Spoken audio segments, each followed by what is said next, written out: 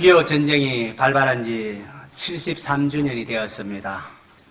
1950년 6월 25일 북한의 침공으로 인하여 150만 명 이상이 죽거나 행방불명이 되었고 360만 명 이상이 부상을 당하고 수많은 고아와 이산 가족들이 발생을 했습니다. 대부분의 산업시설과 건물, 교량, 철도, 항만 등이 다 파괴되었습니다. 이렇듯 수많은 사람이 죽고 죽이는 전쟁이 또 수십 년 지나면은 다시금 반복되는 역사를 보면서 하나님을 떠난 인간의 죄성과 어리석음이 얼마나 큰가를 돌아보게 됩니다. 지금도 계속되고 있는 러시아의 침공에 따른 우크라이나의 전쟁이 속히 종식이 될 수 있도록, 그래서 더 이상 인명이나 재산의 피해가 발생하지 않도록 먼저 믿는 성도들이 기도해야 하겠습니다. 또 전쟁이 아니더라도 인간에 의하여 발생되는 산업 폐기물과 각종 이산화탄소 등으로 인하여 지구촌 곳곳이 병들고 신음하고 있습니다. 우리 역시 세월의 흐름과 함께 병도 들고 노쇠해지고 있습니다. 우리에게는 하나님 주시는 샬롬, 평안이 필요합니다. 원래 우리 교단 여름 성경학교 주제가 여호와 샬롬입니다. 부제로 기드온과 함께하는 샬롬 이야기입니다. 샬롬은 유대인들이 인사할 때에 사용하는 평안하십시오, 평강하십시오 하는 이런 평강의 뜻이 있습니다. 그리고 이 샬롬에는 온전함, 완벽함이라는 또 뜻도 있습니다. 하나님께서 세상을 만드셨을 때에 보시기에 힘이 좋았더라. 그 상태야. 너무나 완벽해서 더 이상 손댈 수 없이 좋은 상태가 바로 샬롬입니다. 그런데 인간의 죄로 인하여 죽음이 찾아오고 지구촌 곳곳에 병들고 신음하게 되었습니다. 샬롬의 상태가 훼손된 것입니다. 이 샬롬이 없는 상태를 엔 샬롬이라 그렇게 말하고 있습니다. 샬롬이 훼손되고 샬롬이 없는 그 상태 속에 있을 때에 하나님께서는 죄 없는 독생자 예수님을 이 땅에 보내사 십자가에서 우리의 죄를 대신 담당케 하셨습니다. 이로 인하여 우리가 하나님께 나아갈 수 있고 다시금 화목하게 되는 샬롬을 주시게 된 것이지요. 오늘 읽은 본문은 이스라엘 백성들이 하나님을 버리고 우상 숭배를 함에 따라서 샬롬이 없는 상태, 다시 말해서 엔 샬롬의 상태를 배경으로 하고 있습니다. 여러분은 기도할 때에 기도해도 답답하고 하나님이 멀게만 느껴지는 경우가 없었습니까?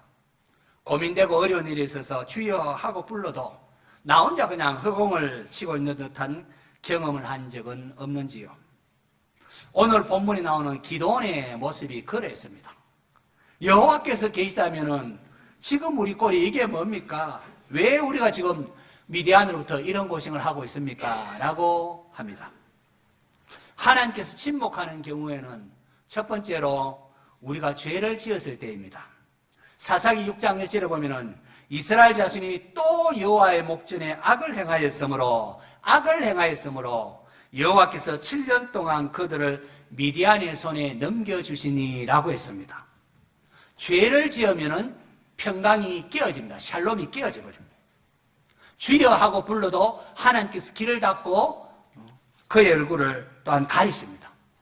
이사야 선지자는 여호와의 손이 짧아 구원하지 못하심도 아니고 귀가 둔하여 듣지 못하심도 아니라 오직 너희의 죄악이 너희와 하나님 사이를 갈라놓아서 너희 죄가 그의 얼굴을 가려서 너희에게서 듣지 않으시게 함이니라고 했습니다. 자녀들이 잘못된 길로 갈 때에 부모가 징계를 하고 회초리를 들지 않습니까?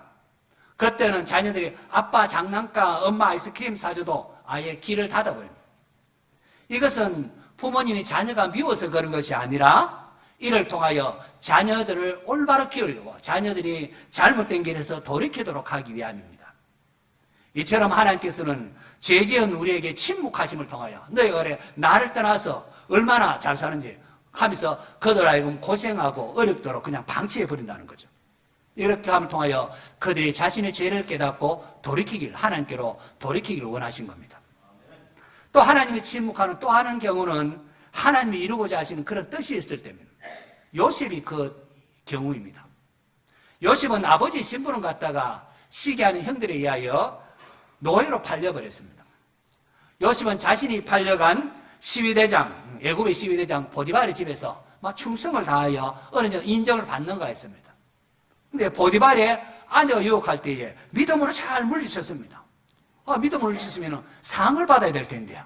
어찌된 일인지 요셉은 오히려 누명을 쓰고 감옥에 갇혔습니다. 정말로 요셉으로서는 억울한 상황은 받아들이기 어려운 상황입니다. 하나님 도대체 어디 계십니까? 하나님 말씀대로 살았는데 어떻게 이런 일이 일어납니까? 마치 하나님이 보이지 않는 상황처럼 보였습니다. 그런데 여러분 성경을 보면은 성경 도처에 여호와께서 요셉과 함께 하심으로 그렇게 되어 있습니다. 요셉에게 주어진 고난, 요셉만이 아니라 요셉의 아버지 또 야곱의 마음이 얼마나 무너졌겠습니까?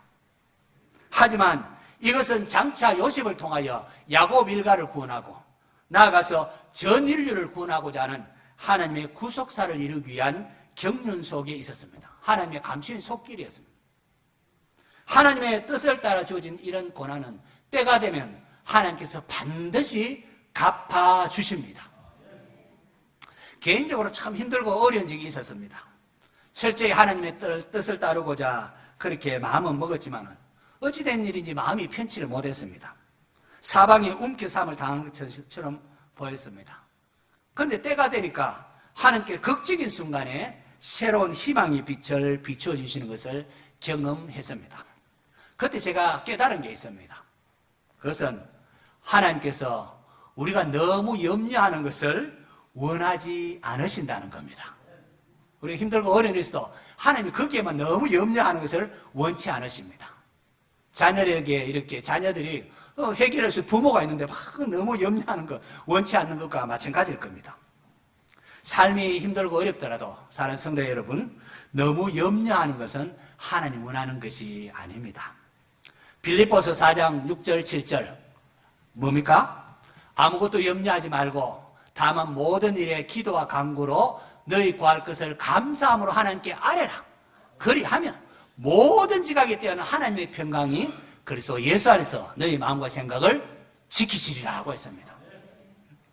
바울이 이러한 편지를 써 이렇게 빌립보 교인들에게 이렇게 편지를 쓸 때 어디 있었습니까? 로마 감옥에 있었습니다. 로마 감옥에서 잘못하면 사형 판결 받을지도 모르는 그런 상황 속에 있으며 성도들 향하여 아무것도 염려하지 말라. 염려 대신에 뭐 하라고요? 기도하라, 기도하라. 기도하되 감사함으로 하나님께 아뢰라고요. 우리가 구원받은 그 하나만으로 해도 감사함이 옳다는 겁니다. 감사함으로 하나님 앞에 기도하라.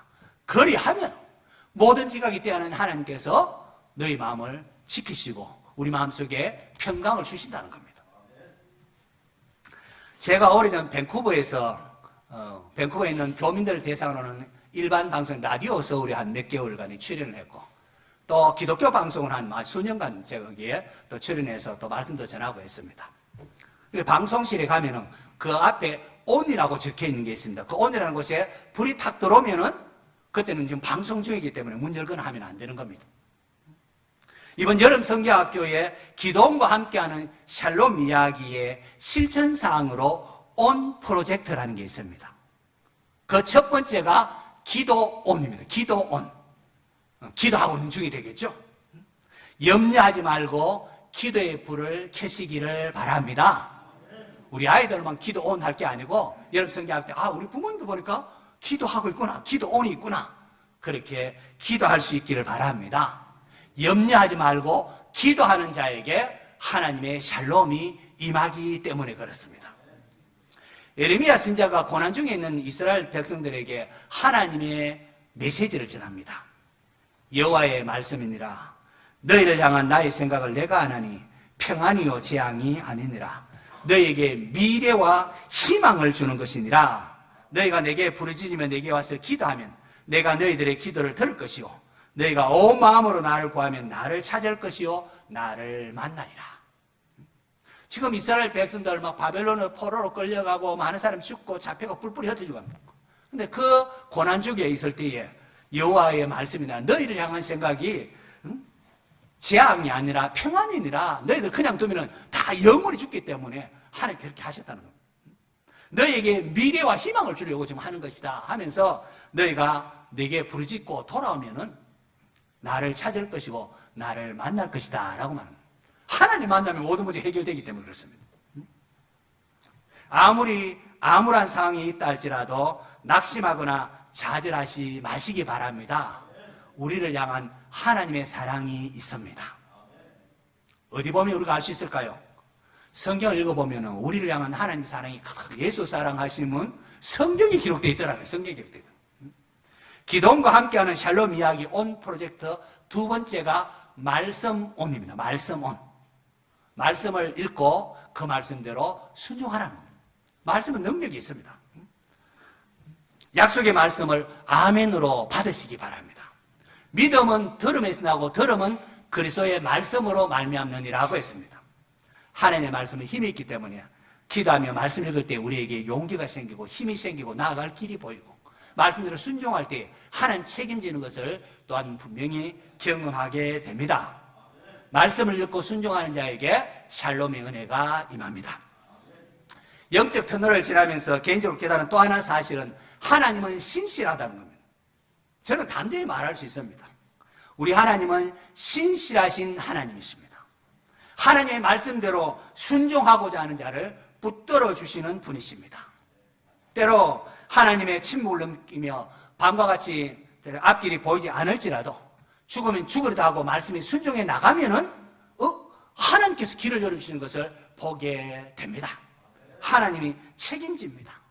우리가 하나님의 말씀을 드렸지만 아멘하고 순종해 나가면 하나님이 우리를 돌보시고 책임지시는 것을 알게 되고 하나님이 어떠한 분인가 우리가 경험하게 됩니다. 한 걸음 한 걸음 하나님의 인도하심을 분명히 경험할 수가 있습니다. 저는 사사기의 주제를 사사기 6장 12절로 그렇게 개인적으로 잡습니다. 자, 사사기 6장 12절 우리 같이 한번 읽어볼까요? 시작!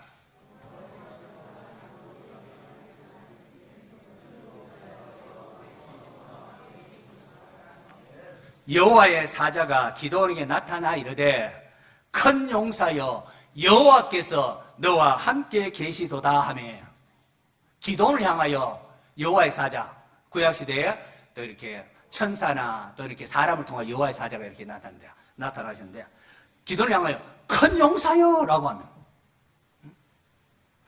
이 말씀을 통하여 하나님께서는 오늘 우리 성도를 포함한 하나님의 백성들이 자신이 누구인가를 알기를 원한다는 겁니다. 이스라엘이 또 여호와께 범죄했을 때에 하나님께서 미디안 사람들을 보내서 이스라엘을 괴롭게 하고 힘들게 했습니다. 이스라엘 자손이 미디안으로 인하여 여호와께 부르짖었더니 하나님께서 한 선지자를 보내셔서 이스라엘 백성들의 허물과 죄를 깨우쳐 주셨습니다. 그리고는 이스라엘을 미디안에서 구원하기 위한 한 사람을 찾아오십니다. 샬롬이 없는 엔샬롬의 상태에서 우리가 해야 할 것, 이스라엘 백성들이 여호와께 부르짖는 것처럼 기도원을 하는 겁니다. 하나님 우리가 이렇게 힘듭니다. 하나님 도와주세요 하고 하나님께로 돌아오는 겁니다. 이스라엘 자손이 하나님을 찾을 때에 부르짖을 때에 하나님은 그들을 구원할 한 사람을 찾아오시는데 그 사람이 바로 기드온이었습니다. 기드온의 모습이 어땠습니까?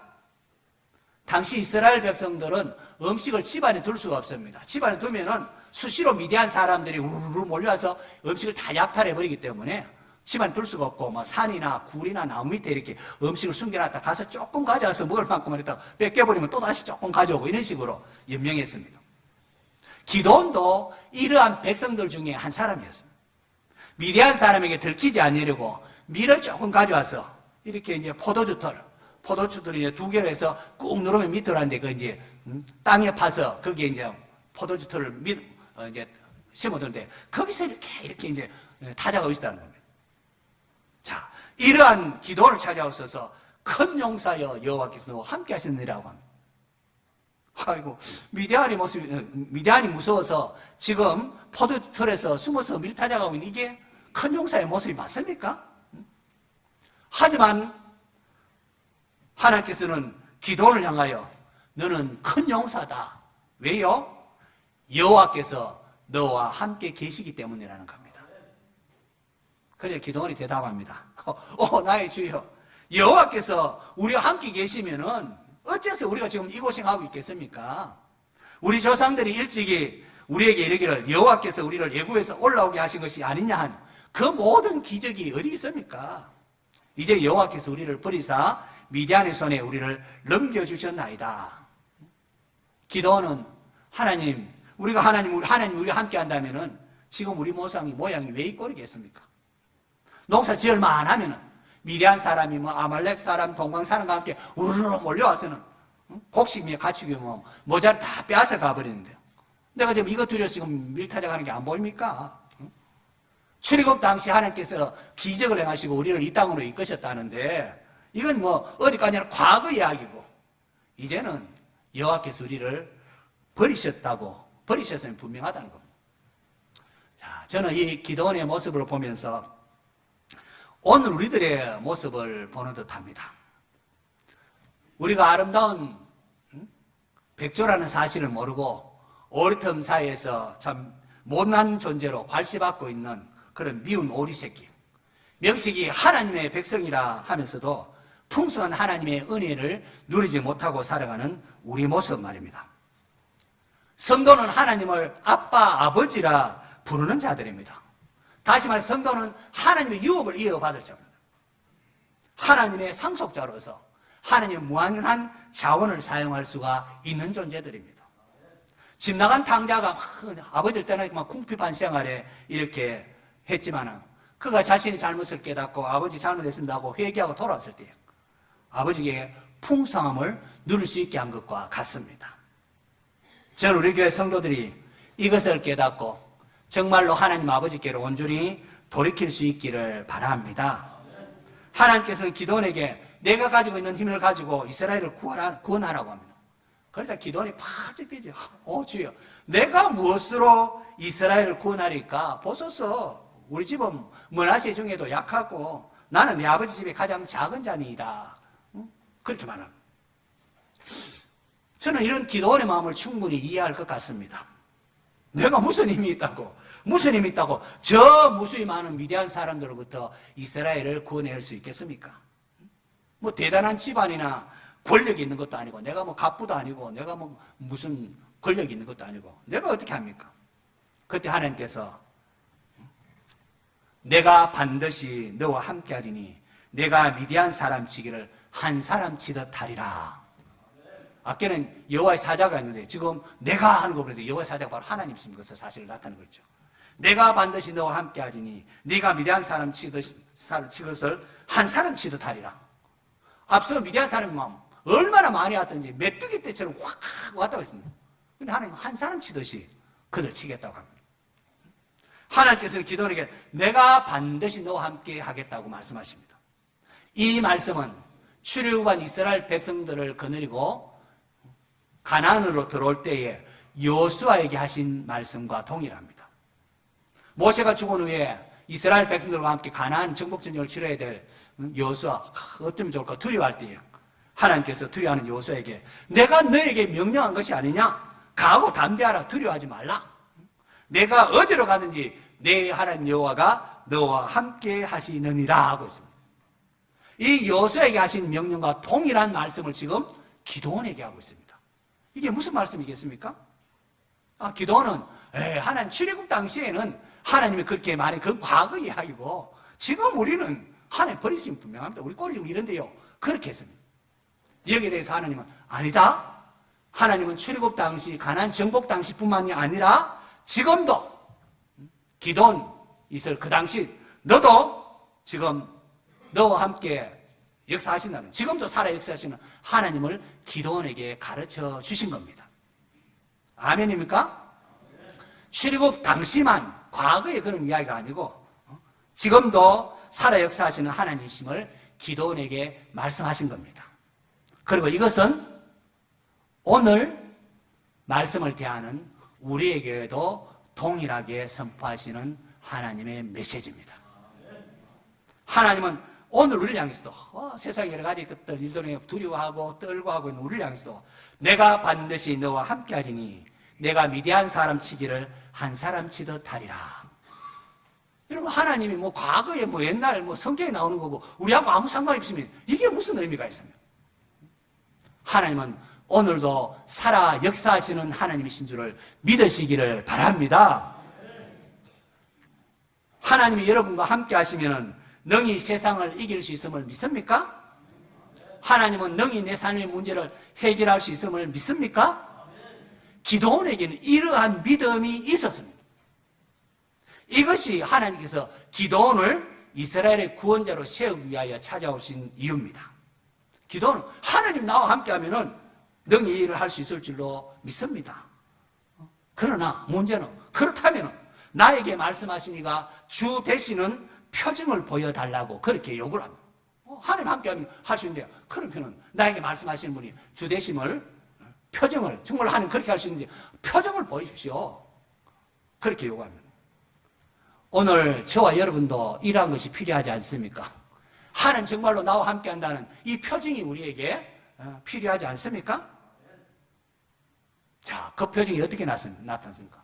하나님이 나와 함께 하심을 어떻게 기도원이 깨달을 수 있었습니까? 그것은 예배의 응답을 통하여 나타났습니다. 기도원이 여기 계십시오. 내가 가서 예물을 가져올 때까지 여기 계십시오 하니까 내가 기다리면 합니다. 그러니까 기도원이 가서 염소 새끼 하나를 준비하고 가루 한 에바가 한 22리터쯤 됩니다. 22리터에 그 가루를 이렇게 갈아가지고 무격병을 만들고 그러니까 고기를 소쿠리에 담고 국을 양푼에 담아서 예물을 들고 가져옵니다. 여러분, 기도원 당시에 경제 상황이 어땠습니까? 미디안이 먹을 것이라고는 남겨두지 않고 탈취해 갔습니다. 그래서 조금이라도 뺏기지 않으려고 막 포도주 틀에서 간간히 타작하던 기도원이었습니다. 그런데 염소 새끼 하나를 가져오고 가루 한 에바를 가지고 21리터는 넘는 가루를 해갖고 무격병도 만들어서 예물을 가져옵니다. 국도 들고 오고 고기를 이렇게 가져옵니다. 여러분은 예배가 무엇이라고 생각합니까?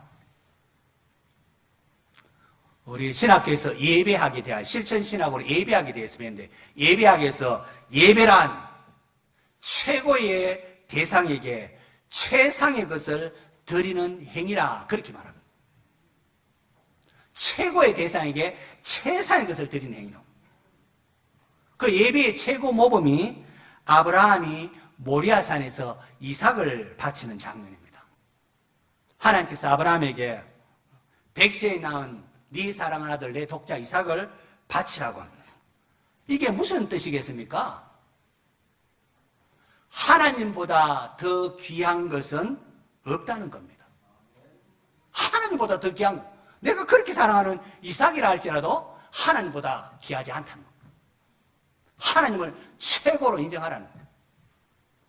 아브라함이 믿음이 나타나지 않습니까? 이삭을 바치려고 하니까 하나님께서 아브라함 하면서 그를 막으시고는 내가 내 아들 내 독자까지도 내게 아끼지 아니하였으니 내가 이제야 내가 하나님을 경외하는 줄을 아노라 하면서 하나님께서 내가 하나님보다 더 크신 분이었기 때문에 내가 나를 가리켜 맹세하노니 네가 이같이 행하여 내 아들 내 독자도 아끼지 아니하였은즉 내가 내게 큰 복을 주고 내 씨가 크게 번성하여 하늘의 별과 같고 바닷가에 모래 같게 하리니 내가 그 대적의 성문을 차지하리라.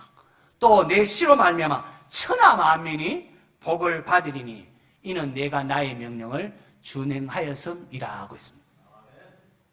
그리고는 하나님은 아브라함으로 하여금 하나님 준비한 순양을 보게 하고 하나님이 준비한 순양을 제사 드리게 번제로 드리게 하십니다. 이 순양은 하나님의 독생자 장차 있다는 것을 하나님 독생자 예수 그리스도를 예표하는 겁니다. 여러분, 예배에 성공하는 자에게 하나님은 여호와 이레의 은혜를 베푸십니다.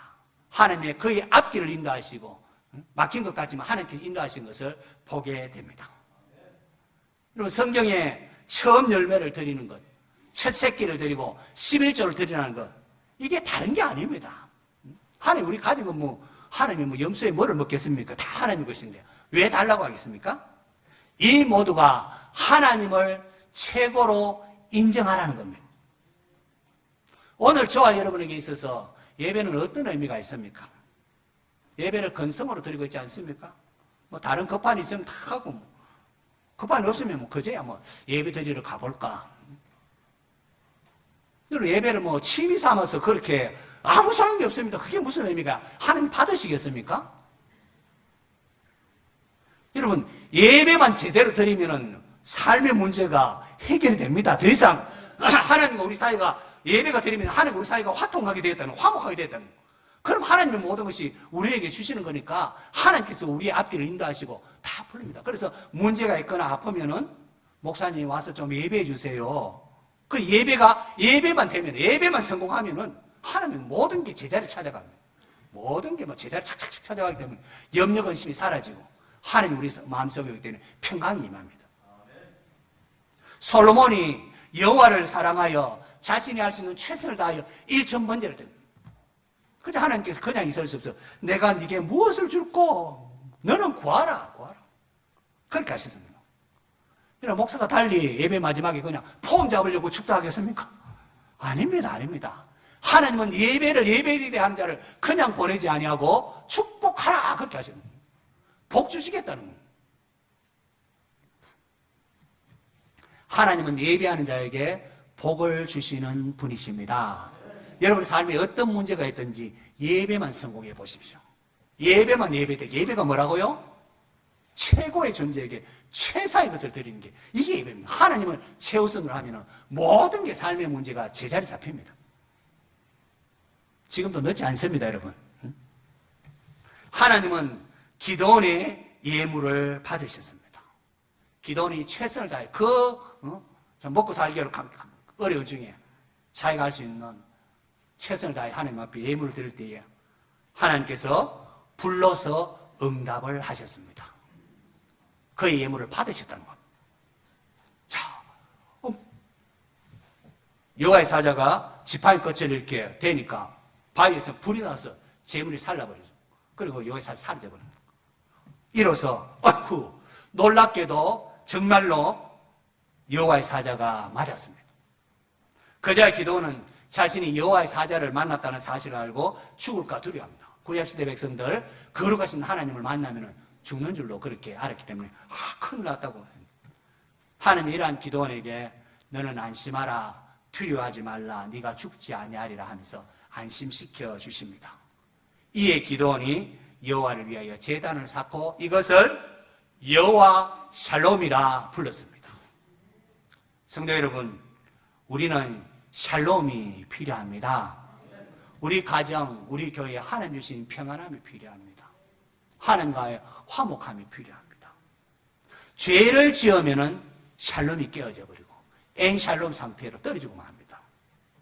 이러한 죄인에게 샬롬을 주시려고 하나님은 독생자 예수 그리스도를 십자가에 내어주셔서 우리의 죄를 대신 치르게 하셨습니다.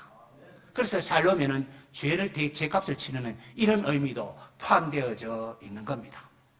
그 예수님으로 인하여 성도는 하나님을 아빠, 아버지라 부를 수가 있게 됩니다. 하나님 아버지 하면서 하나님 앞에 기도할 수가 있습니다. 성도 여러분, 하나님 우리가 너무 염려에 사로잡히는 것을 원하지 않습니다. 여러 가지 삶의 문제가 있어 너무 염려하지 말고. 염려하지 말고 뭐 하라고요? 기도 비슷하네요. 기도하시기 바랍니다. 샬롬은 염려하는 것이 아니라 기도하는 자에게, 기도의 불을 밝히는 자에게 하나님께서 주십니다. 또 하나님은 신실하신 분입니다. 자신의 말을 책임지시는 분이십니다. 그러므로 말씀을 읽고 순종하는 자에게 하나님은 샬롬을 주십니다. 성경을 읽는 가운데에 하나님 사랑이 깨달아지면서 그럴 때 우리에게 샬롬이 임합니다. 무엇보다도 하나님은 예배되게 하는 자에게 확신을 주시고 샬롬을 허락하십니다. 여러분 예배에 성공하셔야 됩니다. 그냥 대충 주일이니까 교회나 갈까? 교회 와서 여러분 그걸 취미생활 왜 합니까? 살아계신 하나님 경험하지 못하면 무슨 의미가 있습니까, 여러분? 수십 년 신앙생활 왜 합니까? 왜 합니까? 온 마음을 다하여 예배를 예배되게 드리면은 하나님 우리 사회에 화목, 우리 예배를 하나님 받으시면은 모든 문제 그냥 끝납니다, 그냥. 하나님은 예배를 예배되게 하는 자에게 마음의 평강을 주시며 샬롬을 주십니다. 온 마음을 다해 예배를 드리고 기도하며 말씀 듣는 여러분에게 하나님 주시는 샬롬이 임하기를 축원합니다.